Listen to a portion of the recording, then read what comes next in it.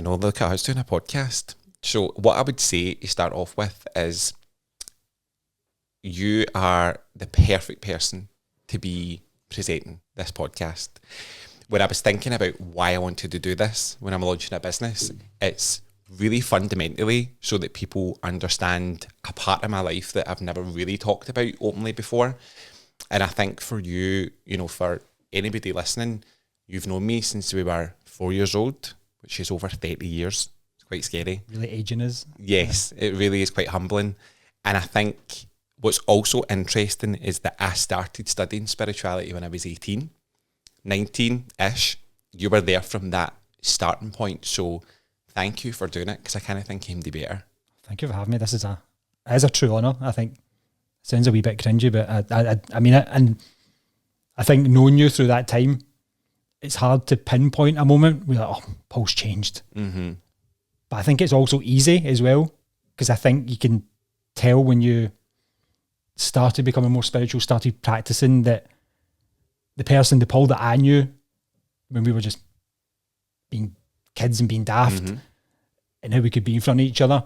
I think when you started that, you were very confident in being your true self in front of a whole lot more people. Mm-hmm. Mm-hmm. And that was the main change that I think I could see. And that's just carried on and carried on and carried on Mm-hmm. to like evolve you to who you are today and the things you're capable of. I think it's interesting because thank you, first of all, right? But I think in the moment, so I started studying when I was 19 in different forms of spirituality, right? And I think the change is gradual. So it's not easy to see it in the moment when you're like making incremental change. But it's funny now when you reflect as somebody who's nearly 40, right? You can look back and say, actually, when I look at where I started and where I am now, and the fact that we're sitting here doing this, it's just quite surreal in the best possible way. I couldn't word it any better. It really is. 19 years, eh? Mm-hmm. That's crazy. So what would you say spirituality brought to your life then in those 19 years?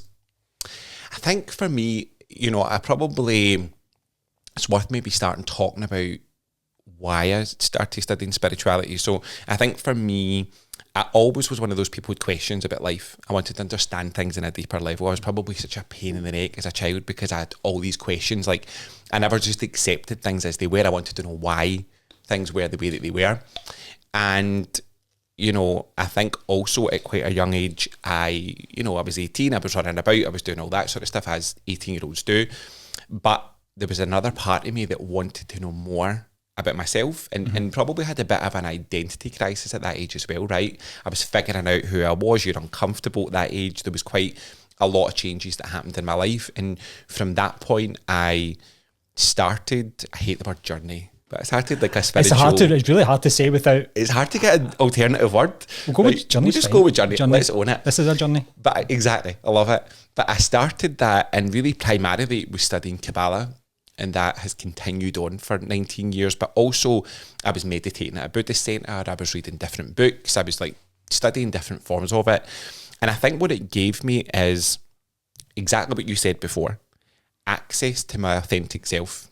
I was able to take the time to examine my life and say, who do I want to be in the world? I was lucky that I did it in my 20s, right?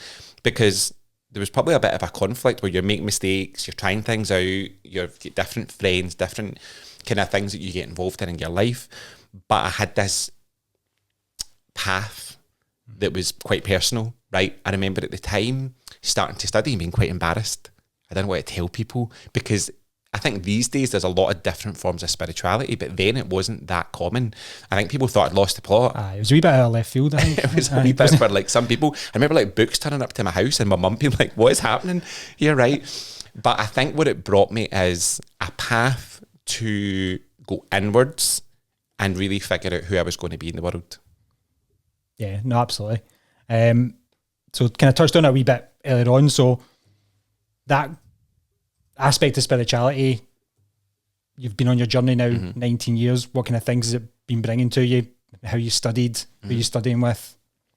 I think what I would say is, you know, it's a good point, right? I've dipped into different things. I haven't always stuck to the same thing. And I've had different periods of it. The first 10 years, I would say, were pretty intense. Like I studied a lot, and you remember those days probably quite significantly, right? Like I wasn't going home and watching TV. I was going home and doing classes and reading books and flying all over the world to events and stuff like that. That tapered off a bit, and there was a few years where I had to have a break. I think you can overdo these things at times as well, right? Yeah, it's like there's only so much theory that you can listen to before you need to actually just start practicing it. And I would say that what really kicked this into gear now in terms of like the business is that in the last 6 months, I have been doing classes that kind of just fell into my inbox, and I felt really attracted to them, right? And I've been doing them now, so it's with a teacher in New York. I do them every Wednesday night at midnight, so it's 7 p.m. in New York. And they have been incredibly enlightening in many different ways, and so many changes organically happened in my life. And it's brought me so much joy that it just felt so natural that I wanted to share that with other people. Amazing, brilliant. Moving on a wee bit, so there's a lot of ways, many interpretations for the word spiritual. So you personally, what does that mean? What does that word mean to you? I love it. I love this question, right? And I think what's so interesting when you talk about this is that in the conversations I've had with family and some of my friends about the business, and I was thinking about the name, so many people told me to avoid using the word spiritual for that reason. They're like, there's too many connotations of it, right? And what I've been doing, because I find it quite funny, is when I meet people, I ask them, what does spirituality mean to you? And I asked somebody the other day, and he said to me in the gym, I think it means you're going to do like tarot cards and teach people about crystals and all that. Now, that is a form of spirituality, right? That I get that the connotation. For me, it's something entirely different. I think when you look for me at spirituality, it is about you going inwards. I believe that you have a body and a soul, right? And I think we do a lot to take care of the body, right? So we buy skincare and we go to the gym and we do all this stuff for the outer self, but actually do we take the time to really understand who we are?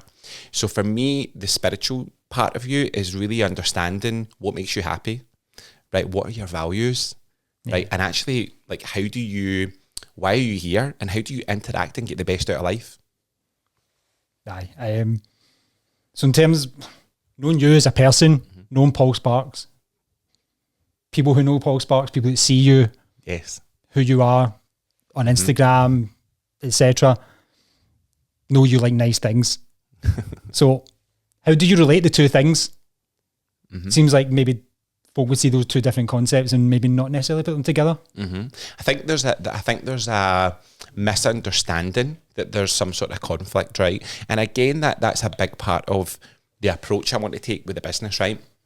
Is that I think that there is a misconception, and there's a lot of forms of spirituality, right? So you get the person who's waking up in the morning, you know, you get the vision, they've got the long flowing grey hair with a long skirt on, and they're drinking their green juice and doing Pilates, and they meditate with the moon, and they've got a crystal in their bag, but they're a pain in the arse, right? And they're not nice people, and then they gossip all day. That is not spiritual, right? And I think the example I love to use for this, that I think really brings it to life, I always share this, is let's think about two people, right? Imagine you've got a monk who meditates for 19 hours a day. He lives in a mountain. He's got a simple life. He only eats rice. But he comes down from that meditation and he can't hold the door open for somebody behind him, right? Or he's rude to people. You look at person number two who lives in Beverly Hills. They have a tennis court. They've got 7 cars. They've got like a fabulous life. But the reason that they have that is because their intention is to share. They want to make people feel good. They bring people into their home. They're really kind. So which one's spiritual? The one in Beverly Hills. So I think we need to move past this old school view that being spiritual means that you have to give things up. Yes, there are aspects of that, right? When you look at the monk, there are many spiritual monks, don't get me wrong. But I think that fundamentally, for me, you can still drink champagne and be a spiritual person. You can still be sexy. Champagne and spirituality. Exactly right. This is the dream. But I think for me, when you look at that, it is absolutely possible because it's much more to do with who you are and how you speak and how you interact with the world. Mm-hmm. So would you say you're kind of challenging what the status quo of a spiritual teacher would be then? Yes, 100%. I think that's a real goal, right, for me, is to maybe not challenge, but to redefine what it means to be a spiritual teacher, right? I think that also over the years, I've witnessed or worked with some teachers who there's kind of like an ego, right? So they're the teacher with all the answers and you're the student who's got to go to them. I don't believe in that, right? And I also don't claim to be any sort of expert, right? So I can't tell you that I've read every book under the sun and I'm well versed in it all. And I don't think that matters. I think the key thing about being a spiritual teacher, right, is walking your talk, right, is really living your values and having real care for other people. And here's the thing about me, because you've known me a long time, right? So I definitely have my moments and I have my flaws, right? And I'm well aware of them. But I also know what I'm good at. And the one thing I would say that I've learned and honed over the years is I know how to connect to other people. I think it's just being real. I think it boils down to people see that, people see authenticity. And I think that's a word we've used a lot, but I think it's an important word. 100%. And it's just being real, being upfront. People gravitate towards that. Like you've got like a magnetic quality about you anyway. And I think that's the basis of it.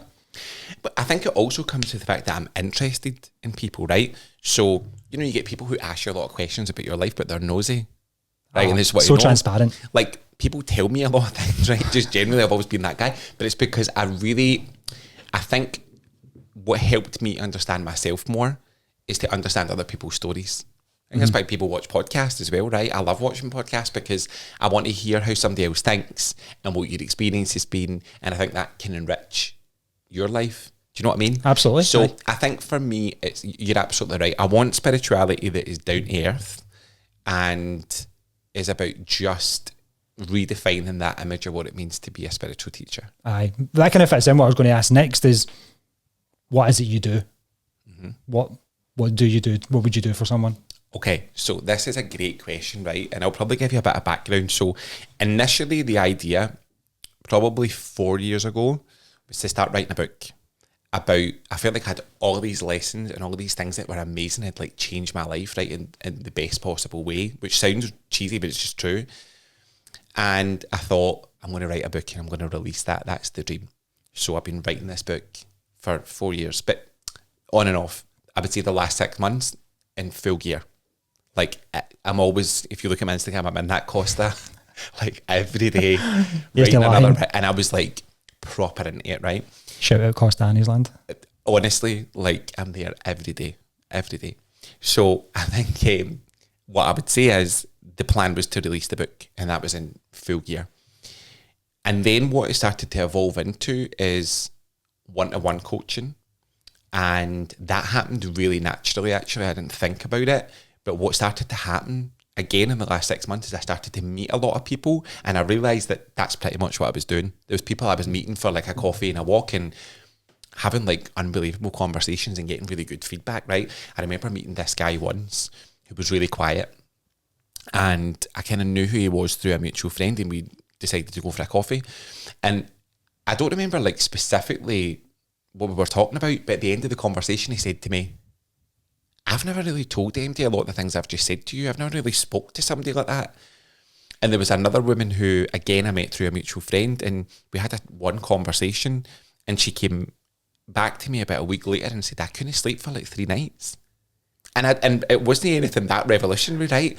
But must have been for them though. But for her, I think it made some real change. And I think what started to become more apparent is that actually was tying into my strengths, right? It was one-to-one coaching. So I decided I'm going to do the book, I'm going to do coaching, and I'm going to do online classes. So like a curriculum of, I guess, the fundamentals of spirituality, right?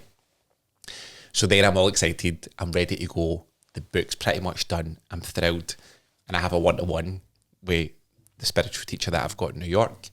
And the first thing she says to me is, I don't really believe in the book. Right. Gutted. And maybe not in those exact words, right? But she was right. She said, look, I think what you should really do is flip it the other way. It's not that I don't believe in the content of the book. I don't believe in this order. I think you need to start with what you're good at and what you're doing. You're doing one-to-one coaching just now. The book can come, and that will inform the book. So that's kind of on hold. So in a really long, convoluted answer to your question, right? But I wanted to give that backstory. Is that what I'm offering just now is one-to-one coaching. So people can come and work with me one-to-one to really get that kind of personalised, bespoke experience. That will launch soon. And then towards the end of the year, the plan will be to launch a 10-week course. So that will go over the fundamentals in a classroom online kind of format of some of those sort of basic tools that are really, really powerful. So, you know, to give you a bit of a sneak peek of that, there are classes on finding the way to let go. Right? See, when you look at life, it's one of the hardest things and one of the most fascinating topics to me. You look at letting go, right? What do we find hard to let go of? Our opinions, our past, maybe other people, right? There's a whole class about letting go. And I think there's ones about, you know, relationships, right? And I don't just mean romantic, I mean in general. So how do you navigate the world of relationships? There's ones about finding your values, because that's a fundamental thing for me that will really help. So I think, yeah, that's in the works, but I want to make sure that's perfect before it comes out. So as of now, it will be one-to-one coaching and the classes will follow, and then the book down the line. Aye. You mentioned to me, which I thought was quite powerful, was what help people reach their potential. Yes. That's a big thing for you, isn't it? I think that's something everyone can relate to, everyone wants to. I think it's a great point. One of the things that I find, and I don't know if you come across this in your life, right? But I find a lot of people who are, I would say, not living their purpose, could be doing more. And also people who aren't living in alignment. And it makes me feel like so sad, right? Because I think that you truly will never be your happiest, fullest self unless you really look at where things are out of alignment, right? I'll give you an example of that. So, you know, there was a person a couple of years ago, right, who was talking to me about how bad the relationship was, right? And every time he went out, he's like slagging his missus, right? And talking to all these other people about how much he didn't want to be in the relationship. But then you look at Instagram and it's like the most lovey-dovey thing you've ever seen. Standard. And they're away for their birthday and they're happy, and it's the comment, the caption is like, the love of my life, my heart can't stop beating without you. That's like, and I'm looking at that and I'm thinking, this is so out of alignment, right? Just as one example. And I don't see that from judgment. I see that from looking at it from a perspective of that person's not living their potential. Probably neither of them are really, right? And there are tools that you can learn to become more conscious and become more aligned with yourself. And that's what I'm passionate about. Yeah. And it's more of a direct approach to that. Very not therapy, basically. No. Complete opposite of that. Because I think there's a misconception with that spiritual, and you're looking for a teacher and maybe people think you're just lying in a bed and somebody's saying, tell me your problems. But that's not what you're doing at all. Nah, it's not. I think, again, thank you for bringing that up, because I think it's a really crucial element of it, which I had to really sort out in my own head of who is like a client, who's like a Paul Sparks spiritual coach client, right? And I think what it is not therapy. It's not counselling, right? So if a person has trauma or something medical, or they need counselling, that needs to be dealt with medically, right? That needs to be dealt with the right professionals, right? So, and by the way, also, this is not like, you know, I'm not looking for the audience of like wee Sandra, who's just split up with her man, right? It's not really what I'm looking to do, right? No offence to Sandra, but it's just not my audience, right? And I think what I am looking for is, I think, again, I want tangible results for people. I think that there's a lot that people can invest in that is not conducive to the right outcome or doesn't give them anything long term, right? Yeah. So I really believe that if somebody's going to come and spend the hard-earned money, it needs to be hard-hitting. It might not always be comfortable in what they want to hear, but it has to have a lasting benefit, right? So, you know, I look at examples now where, like, I'm really troubled by them, right? And I'm sure you see things like this where a person advertises that you can come away for a retreat for the weekend and you'll never think negatively again. Are you kidding? People have a quick fix, don't they? That's what I mean. And I feel, and where that irritates me is it's a disservice to the people that are buying it, right? It's a disservice because then they come back and they think negatively again, right? So I think for me, it's about doing something of real value that I guess is for someone who's at a period of their life that they want to level up. Aye. So because that fits in well what I was going to ask. I was going to say, so why would somebody come to you and go on a weekend retreat? I think, yeah, I've thought about this a lot, right? I have thought. Because a weekend retreat sounds great, but so does Paul Sparks, spiritual coach. I love it.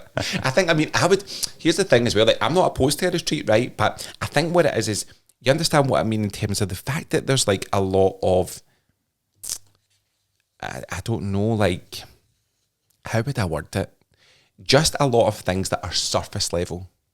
There's a lot of things out there that are the McDonald's level of spirituality, right? And I want to go deeper than that. It's the example I gave you before, right, of the person who holds a crystal, right? And they think that by putting that in their handbag, that has some sort of magical power that protects them, right? Now, I'm not really going to say that it doesn't, I don't know. But what I would say to you is, if you carry that crystal and you are horrible and you gossip all day and talk about everybody around you, what is the purpose of the crystal? Just sitting with your pocket doing it. It's like, what's going on? What I would say on the other side, because I don't want to be glib about it, right, is that if a person carries the crystal and because they carry it, it reminds them to be a good person. And every time they look at it, it reminds them to be kind. Then it served its purpose. Aye, it's a tool. But it's a spiritual tool, right? It absolutely is. And I'm going to come back to that in a second, right? But I think what I would say about what makes me different, I guess, is like I call myself in the book the anti-guru. I love that, by the way. Right, I think it's quite catchy. It's great. I love it. But I do call myself the anti-guru because I don't want it to feel, I don't want it to feel like that thing where I'm the spiritual teacher and you're going to come to me and I'm so wise and I never make mistakes. I make mistakes every day. So it's that thing though where I guess what I want to do is be relatable and be really transparent with people and share where I've made mistakes and where I get things right and what I've learned and kind of do it with quite a direct approach with people, right? Aye. No namby-pamby. Carry a crystal and everything will be fine. Just know that. I think it's like, and alluding back to the tools you talked about, right? Let me give you an example of what I think in terms of, so let's look at things like tarot cards or, I don't know, like doing the yoga, meditating every day. All of that is good, right? There's nothing wrong with those things in themselves. But they don't make you spiritual. They're spiritual tools, right? It's a bit like, imagine you were going to start playing golf, right? And you've got all the best gear and you're a member of the best golf club and you've got Tiger Woods. I don't know, who's a modern golfer? Oh man, I was waiting for you to say. I don't know any golfers. Is it Rory somebody? Rory McIlroy. Let's go Rory McIlroy. He's all right, aye. Let's bring it to 2024. Do you remember when I was younger, by the way, that I met Tiger Woods? You used to play golf a wee bit, didn't you? I did when I was very, very young. My dad kind of tried to push me into that. I was going to say, did that work out? Not very well, to be fair. Should have carried some crystals with you. Aye, it was just I wasn't feeling it. I liked the clothes, right? And I went to St Andrews to one of the opens, and what happened was, they tell you to be really quiet.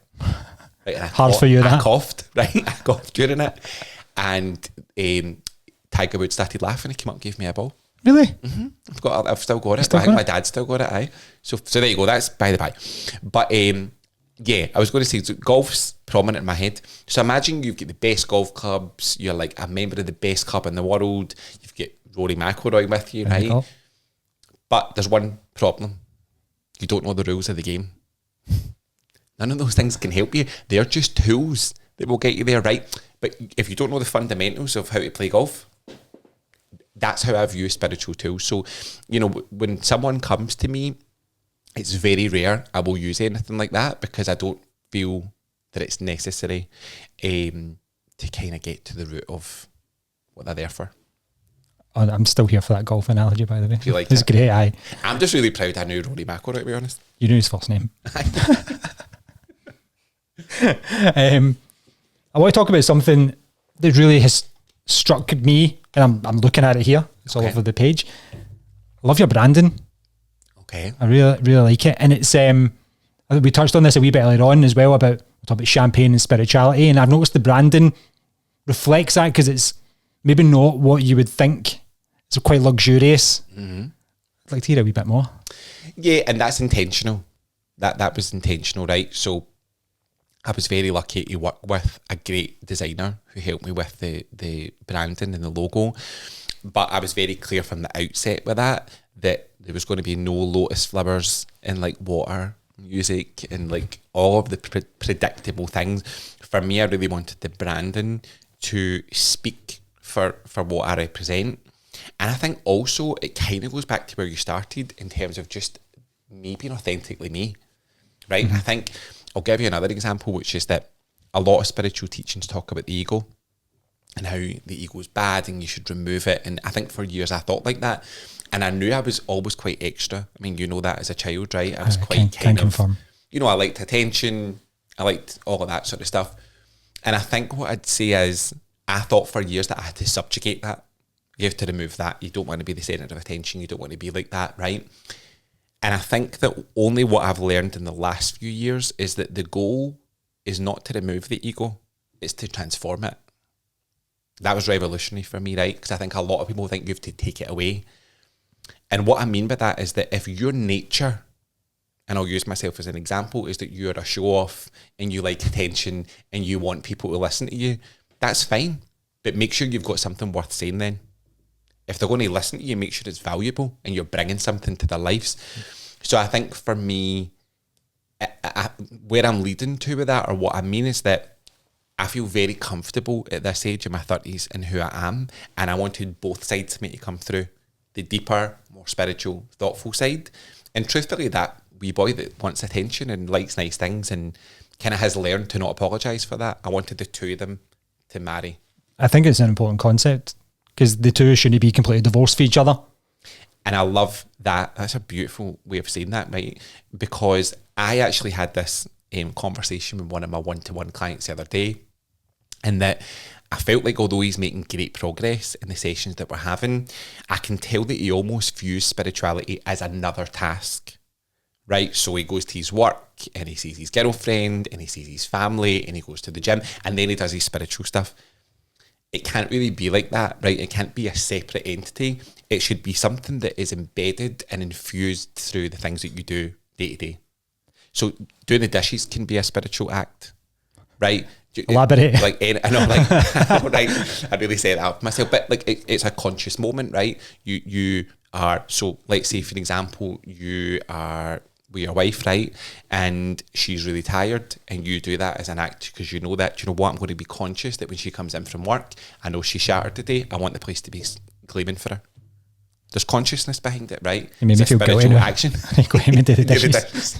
Right? But it's a conscious action. So spirituality has to be weaved into every decision that we're making, every conversation that we're having. It's not something extra that we do. Love that. Love it. So can I go for an overall perspective now? Quite a loaded question. What does spirituality mean to you? Love it. For me personally, I think the best way I can bring this to life is with an oak tree. I want you to visualize an oak tree, right? I can see it. And if you think about what makes it so sturdy and stay in place is the roots.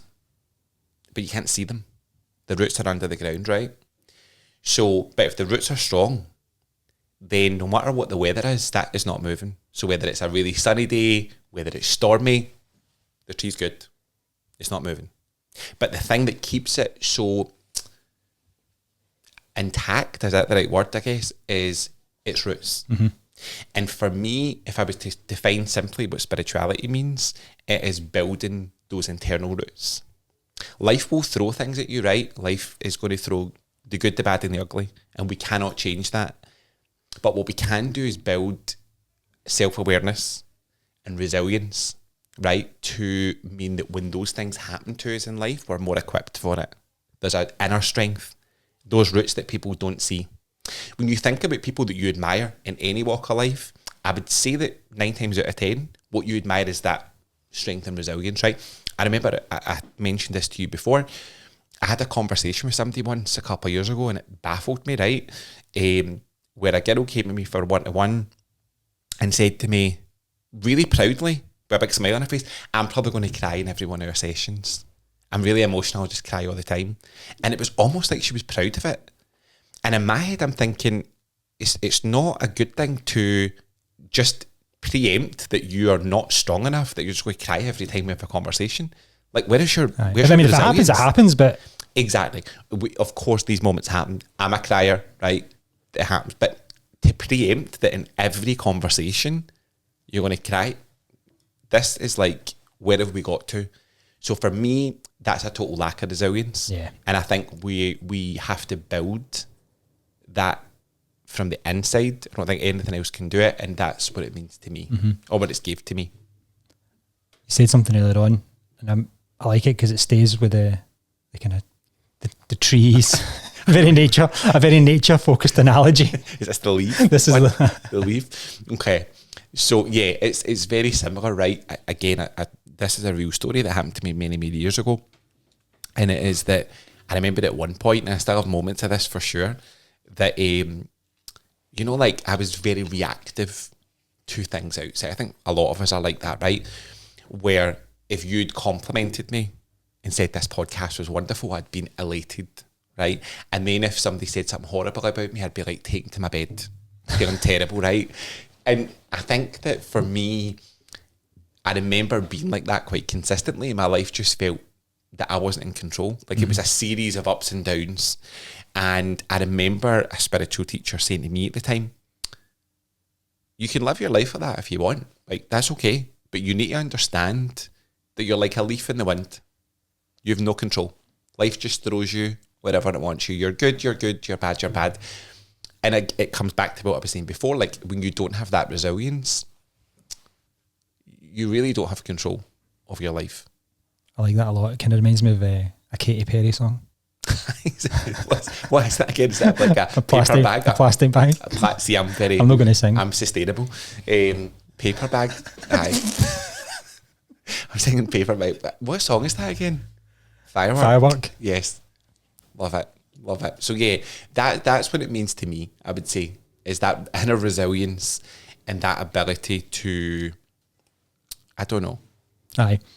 I think you mentioned something earlier on as well, about people, how they invest in a lot of things in their life. They invest physically, but what you're saying is there's more investment than just going to the gym, maybe getting a PT. What's your take on that? I think for me it is all encompassing. They're all part and parcel, right? I used to maybe compartmentalize. It's a big word for me. Is I would compartmentalize different elements of my life, right? So when I was really immersed in spirituality, at first I kind of thought the physical wasn't important, right? But actually they all work together, right? So I think you need to take care of your body, you need to take care of your mental health in terms of your mind, and then I think you need to take care of your being, right, and who you are. And you know, when you look at it these days, I said to you before, like people would invest in facials and getting their hair done and wearing the best clothes and getting a PT. And I think, by the way, all of that's amazing, right? I think all that's great and I do all of the above. But I guess the point is, though, that when do we stop to look after really our core, right? And I don't even mean like, because that sounds again a bit namby-pamby, right? In terms of like look after. When do we even just take the time to get to know who we are and ask the question, like, what do you want? What is it you want for your life? And what are you doing to go towards it, right? A lot of us are in autopilot and we would spend a lot of money and a lot of time on the outside. So for me, I would challenge people to say, what are you doing for the inside and how much do you know who you are? Aye, it's like, there's no point looking like $1 million if inside you feel like nothing. Yeah. And I think it's also a very crucial element to ensuring you get to the life that you want and that you deserve, right? So I always think of this example. If you were getting in your car and you were driving to London, right? And you were thinking about how much petrol do I need and how many snacks do I need for the journey, right? You calculate all of that. But the first point that you're going to need to know is, where are you starting from? So if London's the destination, you're going to think about what you need along the way. Mm-hmm. See, if you don't know where the car is, right? And you don't know where you're starting, you're never going to get there, right? And so I think for me, spirituality is that. It's about saying, right, well, I need to know point A, right, and where I'm starting from and what I want, and then only then I can go in the right direction. Does it make sense? Yeah, absolutely. Aye. So here's one for you. Okay, hit me. So I come to you. Pretend I've not known you for 34 years, right? Okay. I'm a stranger. Yes. I come to you. Where do we start? What happens? There's a few routes to it. So I'm thinking about a couple of clients that I've got just now. We've kind of done them two different ways, but really, no matter what way we do it, there's some fundamental things that we do. The first thing is helping you to establish your values. And I think that is so key, and something that only really was brought to my attention about 2 years ago. And see, when somebody asked me what my values were, I didn't know. But again, it's like that starting point of the journey. Like, you need to know, it's that whole really cheesy old saying, but it's true. Like, if you don't stand for something, you'll fall for anything, right? You know, again, I heard this example years ago as well, right? Which is, again, a car analogy, right? Cars and golf cast. This, yeah, right? Imagine you were driving in your car, but rather than using the sat nav or normal you're going, you just stop at every corner and ask somebody for directions. How long is it going to take you to get there? Because they're not going to send you different ways, right? You're relying on other people. It's going to take a lot longer to get to where you want to get to, right? That, and by the way, I have been so guilty of that, right, in my life, of asking everybody what they think. What do you think of this person? What do you think of this job? Should I do this? That really emanates from a place where you don't know your values, because you have to ask everybody else what they think, right? So I think for me, it starts there. It's really understanding what are your values and what do you stand for. And I think then what you do is you make sure that the things in your life are aligned with that, right? Mm-hmm. I'll give you a really silly example of that as well, which is like, imagine a person's value, or one of them, is veganism. They're really serious about being a vegan, right? They're probably not going to be compatible to marry a butcher, right? And it's a silly example, but this is kind of sometimes how we live life, right? So we find ourselves in situations and we're disconnected from them because we get 10 years in to a friendship, marriage, whatever, and then we realise it wasn't even connected to our values. So it has to start there. So number one is to redefine, or just, I guess, examine what the person's values are. The second thing we look at is really understanding the true desire, right? What is it you want for your life? And let's really dig into why you want that and make sure you're clear on it. The third aspect of it is, what are the barriers? So what's holding you back currently? And then I think once we've got the three of them, so your values, your desires, and your barriers, we can start to create a strategy to make that happen. Makes complete sense. Thank you. I'm glad. Aye. Right. So, said earlier on, so 19 years. Mm-hmm. So you've been studying 19 years. Yeah. Following your path, your journey, your spiritual journey. Yes. So why is it taking 19 years to start teaching? It's a great question. I think there's many aspects to it. I think the timing just felt right with the classes that I was doing, with the conversations that I was having. A lot of my clients that I've got now, like my initial clients, kind of just fell into my lap. Mm-hmm. Like it wasn't planned. And I'm having like unbelievable breakthroughs with people that are just so exciting. I also am a big advocate of, you shouldn't teach what you don't know.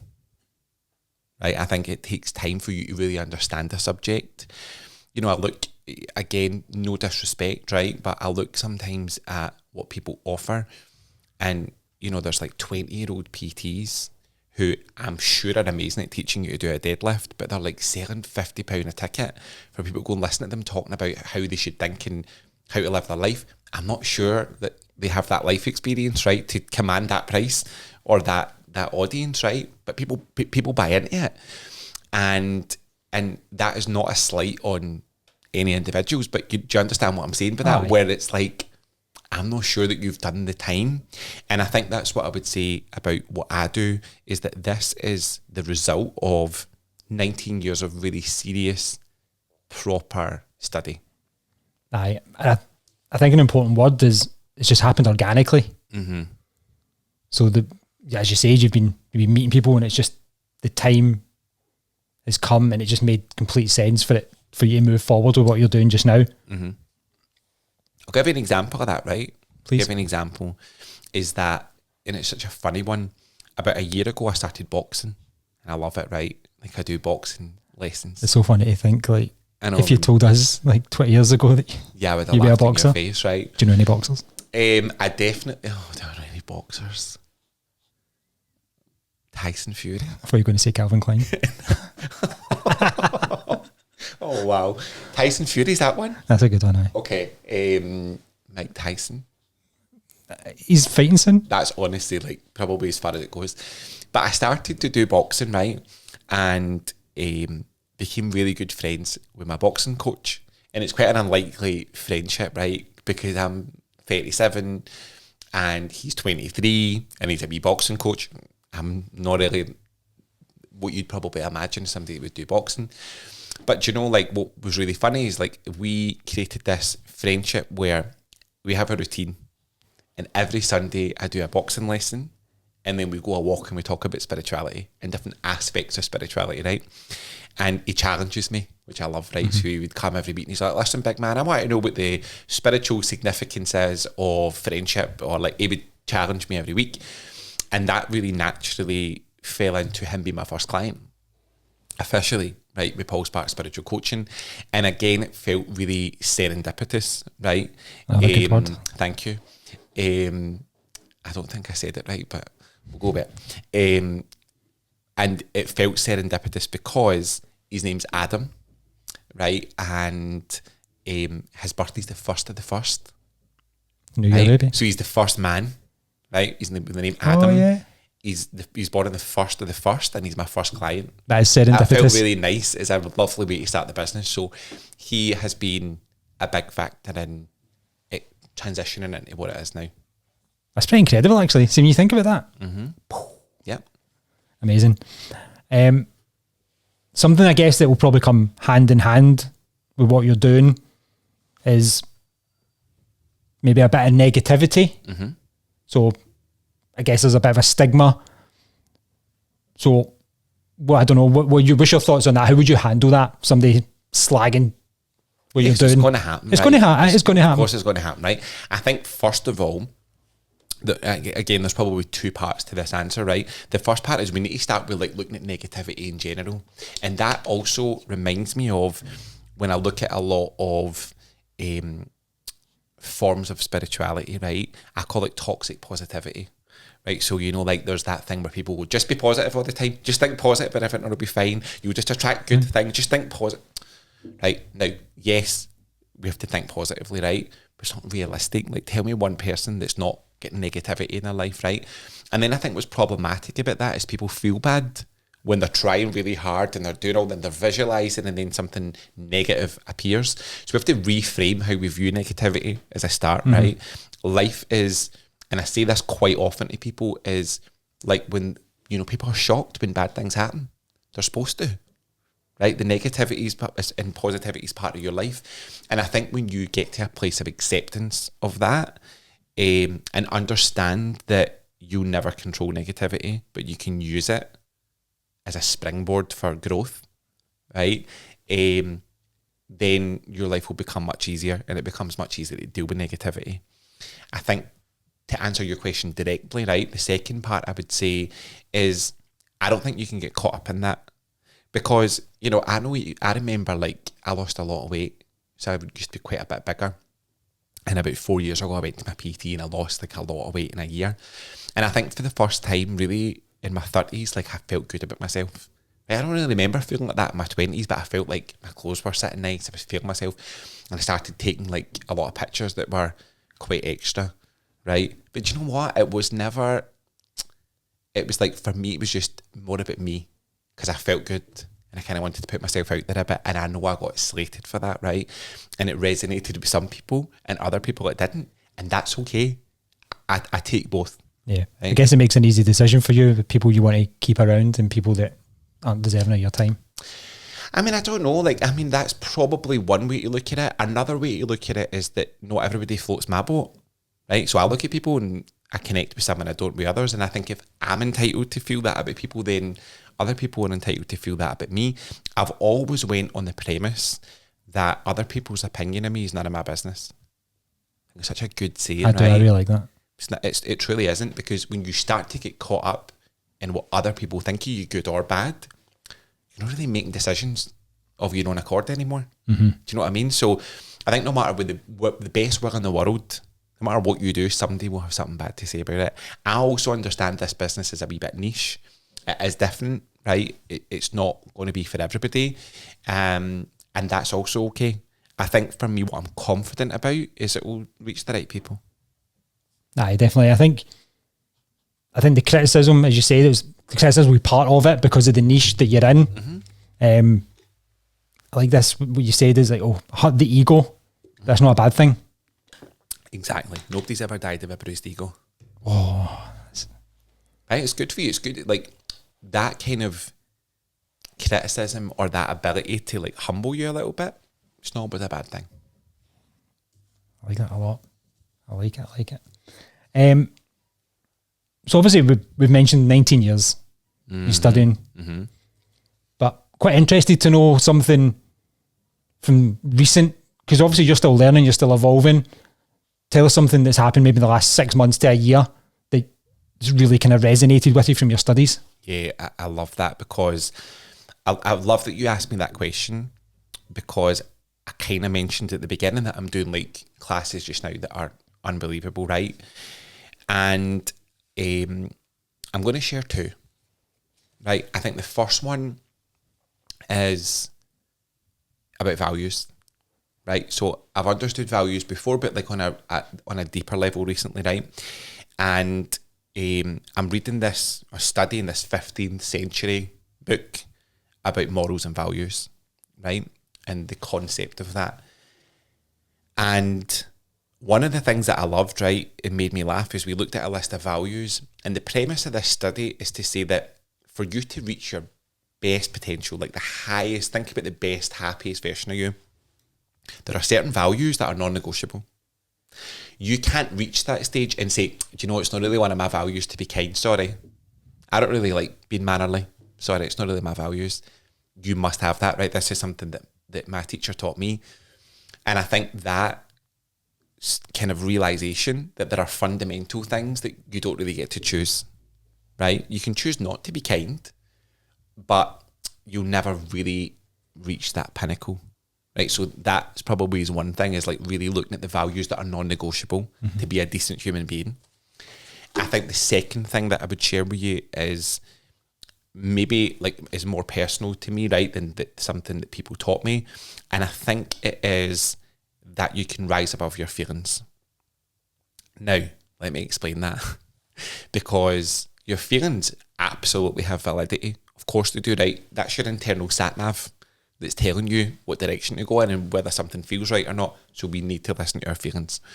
However, I think that what we now have a lot of the time are people who are really reactive to their feelings without switching on their critical thinking.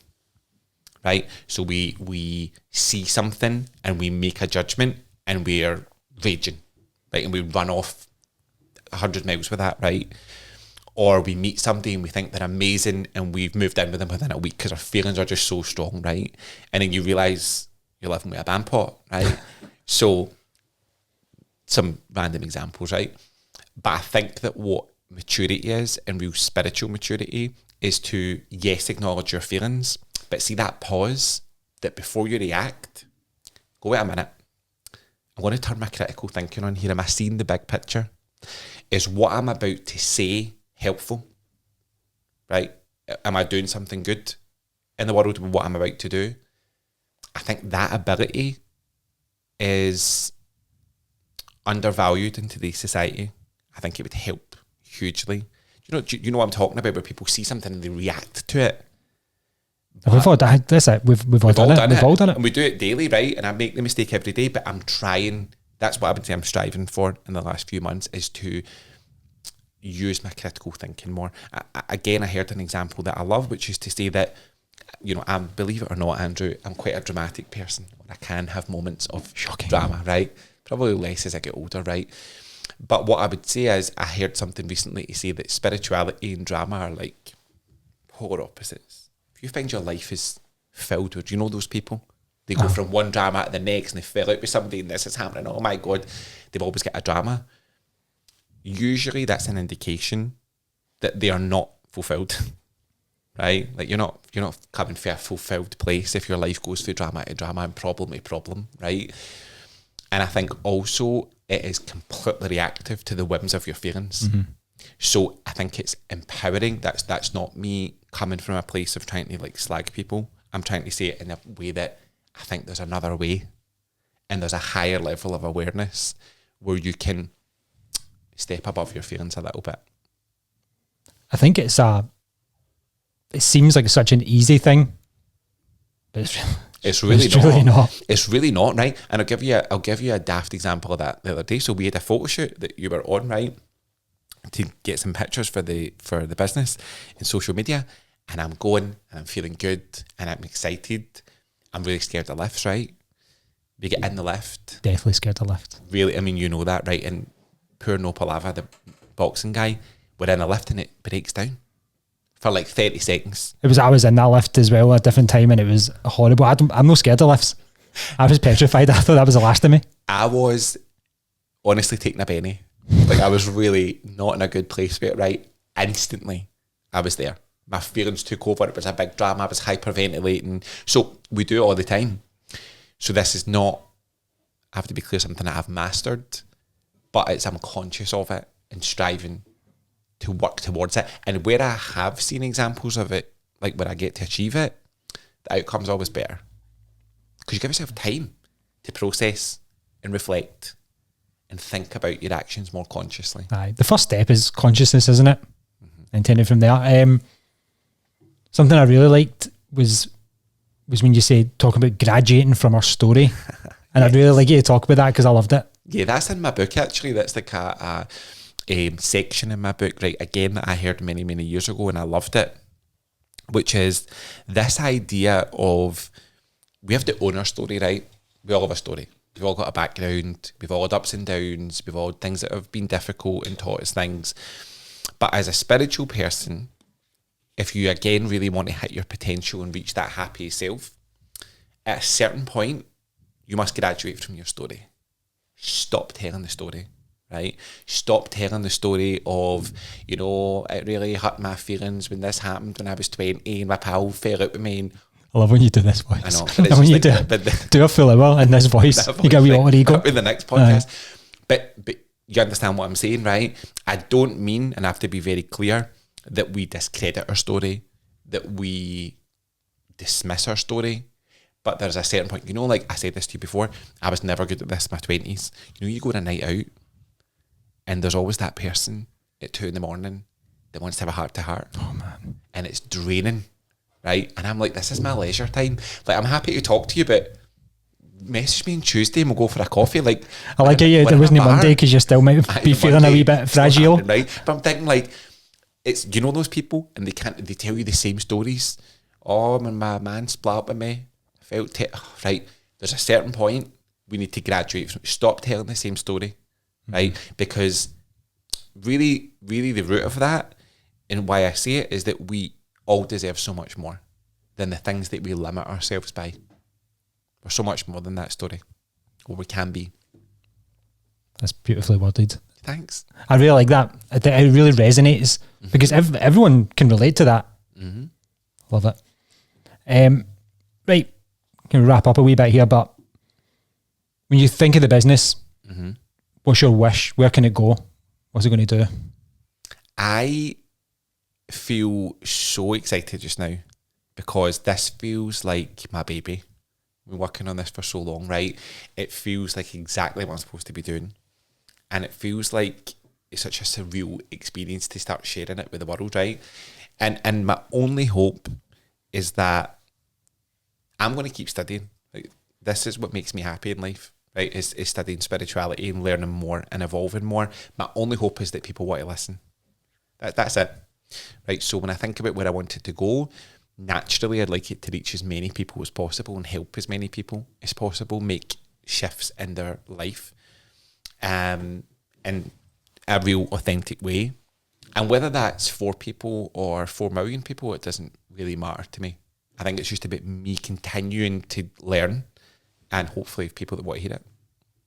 I think people will, because I think you're so good at what you do. And as we said, it's happened so organically. This is the right time, the right thing. And I think you're the right person. I'm very proud of you and what you're doing. Appreciate it. So obviously everyone's going to listen to this and they'll go back, I need to sign up instantly, if not sooner. Yeah. So how do we do it? Okay, a couple of options. So on Instagram, there is a link in the bio, which has a form you can fill in that allows you to set up a consultation call with me. There's no obligation, but I think what it just allows us to do is have a bit of a chat and understand what is it you're looking for and are we a good fit for each other. If you don't have Instagram and you want to contact me by email, I have an email which is paul@paulsparkscoaching.com. Sparks with an E. Sparks with an E, yes. Good point. Or just drop me a DM on Instagram as well. Just slide in. Just slide into the DMs and go from there. Amazing. It's been nice, eh? Just having a chat, 2 old friends, 31 years, but with 3 cameras on us. It really has, right? But I think that's the thing. I think for me, what's interesting is if you told me, like, even when we were 10, even when we were 20, that we'd be doing this, I probably would have laughed, right? But I think it just shows you that, and that's another fundamental thing, that the people who are supposed to be in your life will always be there. You cannot get rid of them. Right. Can't get rid of me. I know, right? But those people, you know what I'm talking about, and they come back. You might drift away for a few years. They come back. They're always going to be there. So I really appreciate you being here, and your time. And yes, maybe there will be another podcast. Who knows? I'll send you my bank detail and you can pay me. Thank you. It's after 5 o'clock, so it's double time. Thank you. Thank you.